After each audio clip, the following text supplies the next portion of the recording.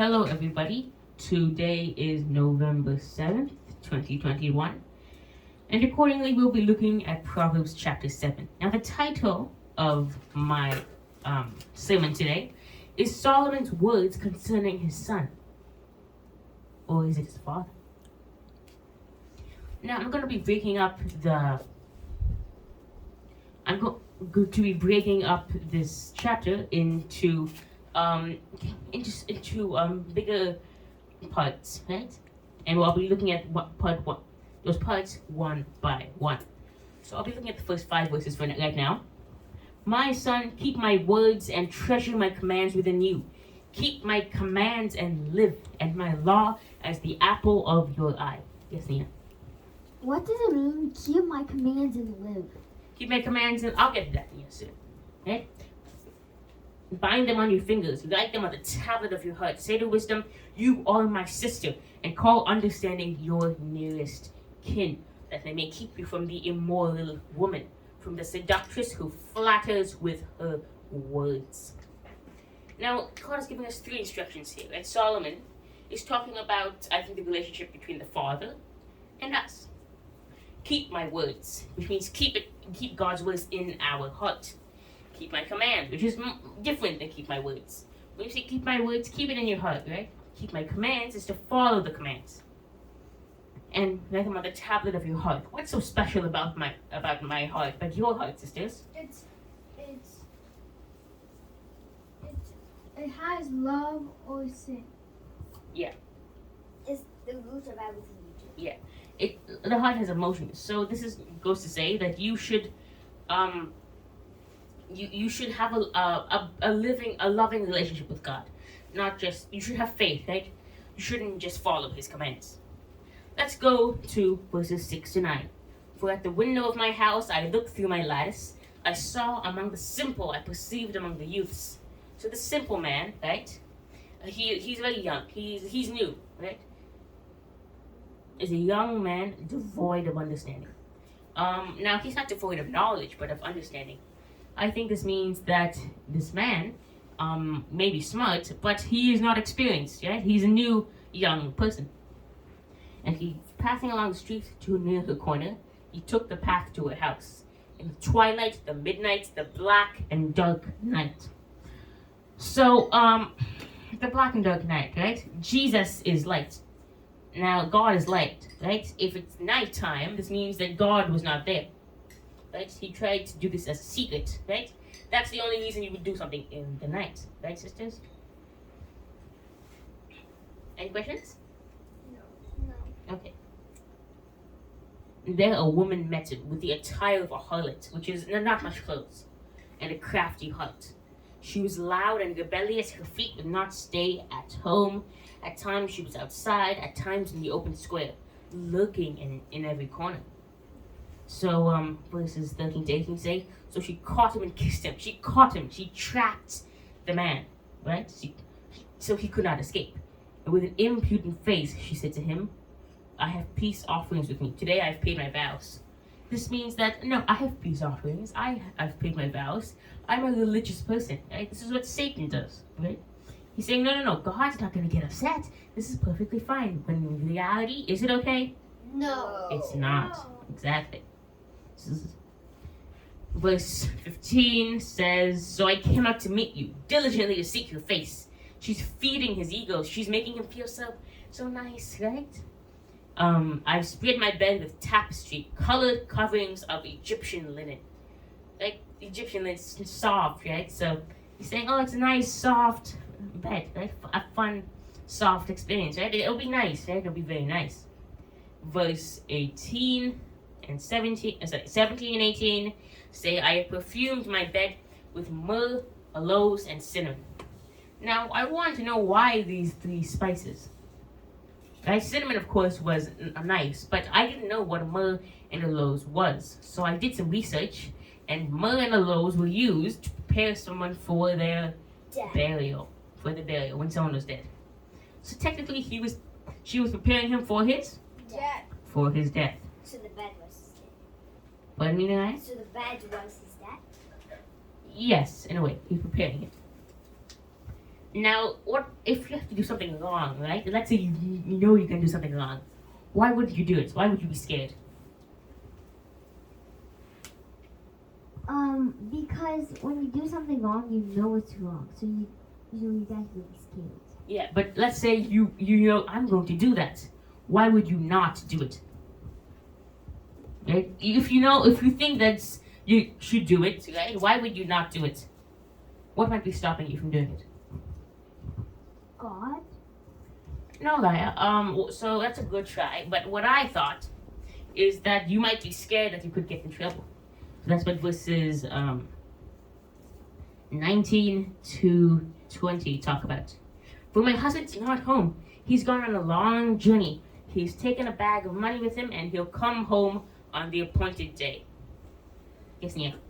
Is the appointed day on the rapture? I'll come to that soon, Nia. With her enticing speech, she caused him to yield. With her flattering lips, she seduced him.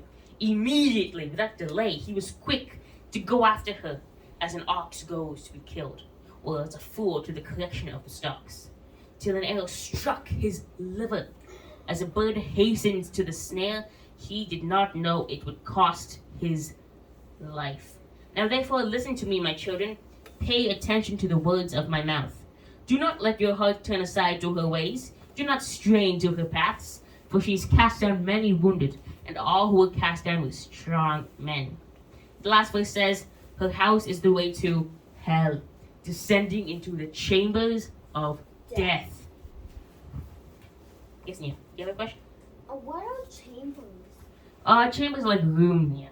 Chambers, you usually refer to it as prisons? Yes, chambers could be prisons, Nia. So chambers of death are when a chamber is like like a prison cell. That's an example of a chamber. Chambers of death.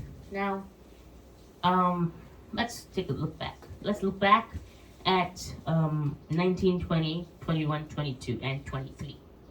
So those 5 verses say what? They say, my husband is not home, and they talk about, oh, her husband's not home, so she has successfully tricked him. And when she has tricked him, what ends up happening? He dies. Now, Nia, you asked about the rapture, right? That is a pretty good analogy.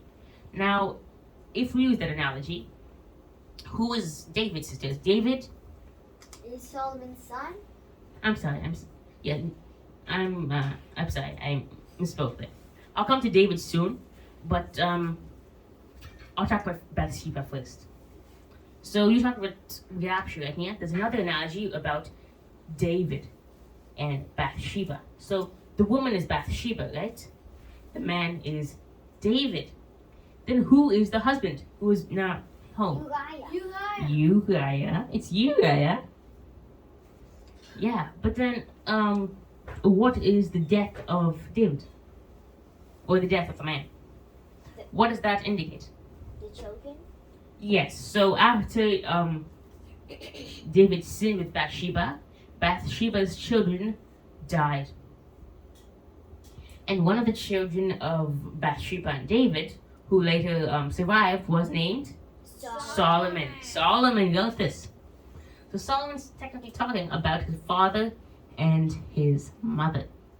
And I'll knock this out. Now, for example, when she says attire of a harlot, right?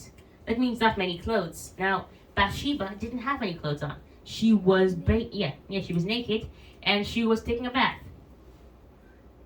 Right? And she enticed him, right?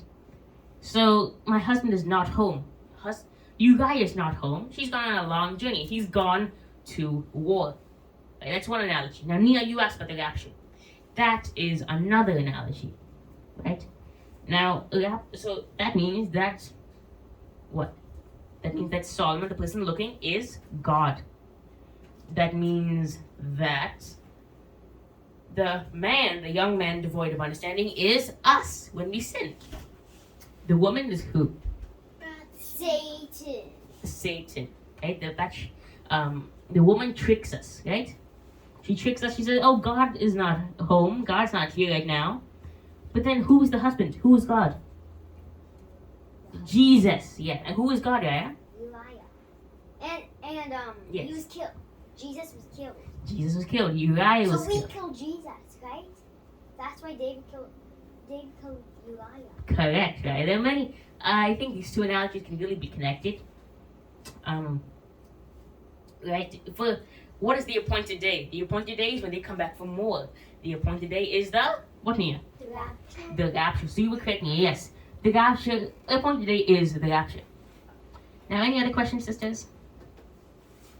I do not have any questions. Yes, Nia. Neither. I don't have any questions. Naomi. I do not. What do you think about the woman? How do we avoid getting tricked by the woman? That we listen to her That we listen to Satan? because we have sin. So we listen to Satan? How, Yeah? I don't understand. I think that we shouldn't get deceived. We should keep on the straight and narrow path. The straight and narrow path. Correct. Right. Now, let's go back. Oh, that reminds me, Naomi, of verse 8. And he took the path to her house. Now, what is her house? House is hell. Yeah, verse 27 specifically says her house is the way to hell. Not hell, but her house is the way to hell. And it descends, it goes down and down to the chambers of death and hell.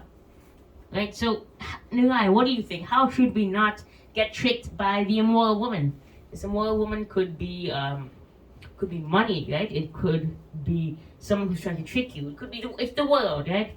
Keep In many reading the different forms. Bible. You will know what's right and wrong.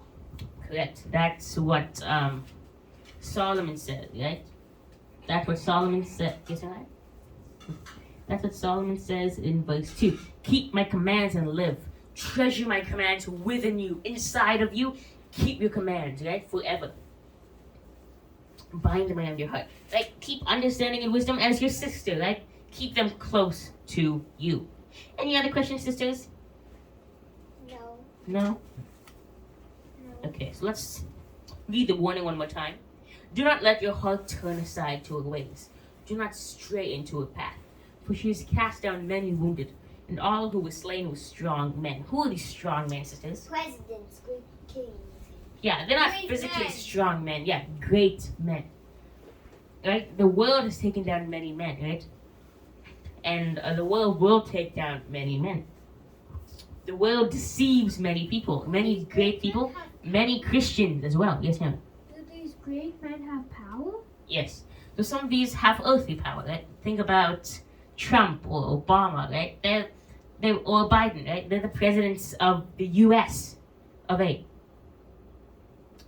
Or you can think about godly people as well, pastors like Billy Graham, right? Or David Jeremiah, pastors, right? They also can get deceived by the world and become people, singers, pastors, just Christians as well as great people can be deceived by the world. Now, Nia, I'm going to ask you a question, okay, Nia?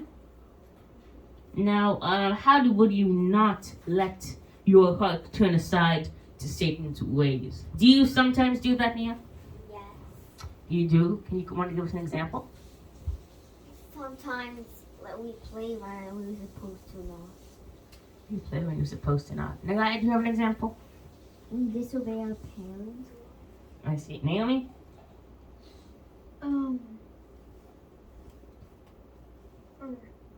Sometimes when the parents tell us not to do something, we do it. So, we all disobey, but we need to make sure not to let us stray into her paths. Any other questions, sisters, before we end for today? No.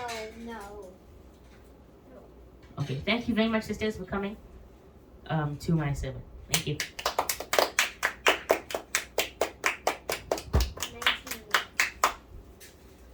19 minutes. I'm estimating. 19. Still on.